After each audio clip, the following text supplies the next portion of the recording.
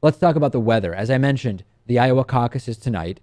Iowa caucus is not a normal primary election. You don't just show up and vote. You gather at various community centers.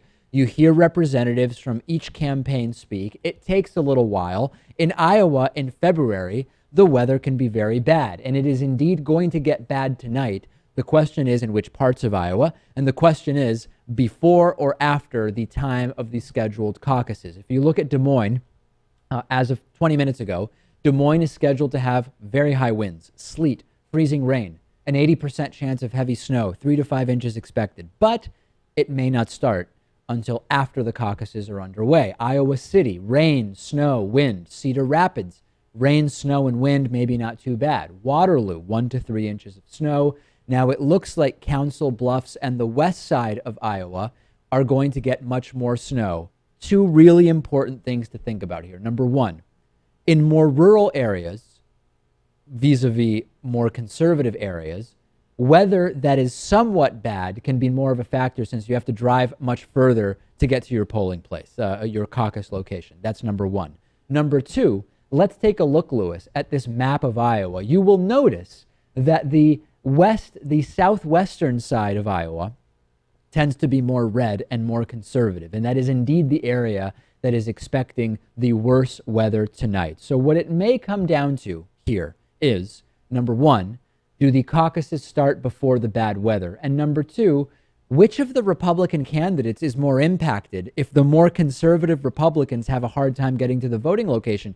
You would think Trump does better when the conservative Republicans don't vote because his ideas are sort of more centrist in many ways, although at the same time he has completely crazy, unhinged right-wing ideas. But that hasn't been the case. You see evangelicals who seem to support Donald Trump. You see those who claim to be pro-life support Donald Trump, even though he has a lifelong record of being absolutely pro-choice, although recently he has changed that tune. I really have no idea who gets hurt or who is helped if the conservative Republicans are stuck at home because of the weather. I really don't know. It would probably be a lot more clear if this was the general election, right? Then we could much more easily determine how weather would affect things. Yes. So which Republican candidate has the most supporters with all-wheel drive, all-terrain vehicles? That has been actually polled, and I think I saw that Ted Cruz has disproportionately higher support from truck drivers. Or no, it might have been Trump has the higher support from truck drivers, but Cruz has higher support from minivan drivers. Now, minivans don't always have four-wheel drive. Right. So I don't know whether the minivan vote is that much of an advantage.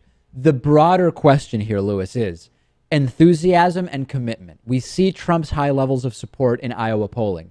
Are Trump's voters, Trump supporters, committed and enthusiastic to brave potentially bad weather, to sit around for hours talking about their candidate?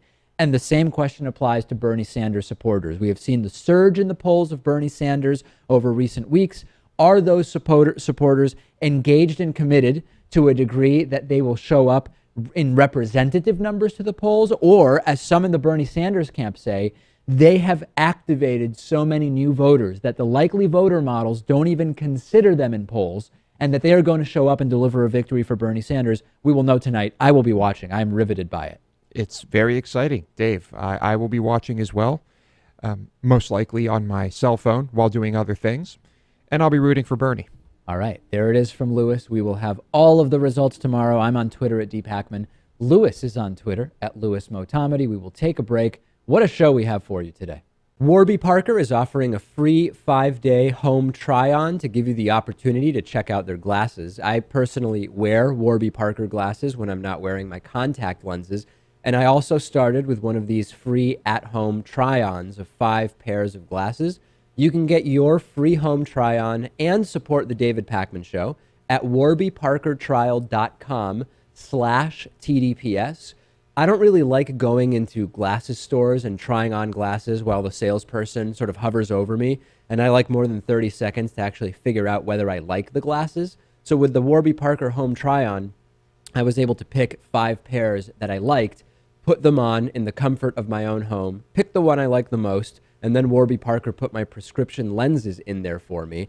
A lot of people don't know that the eyeglass industry is controlled by just a few big corporations that keep prices very high.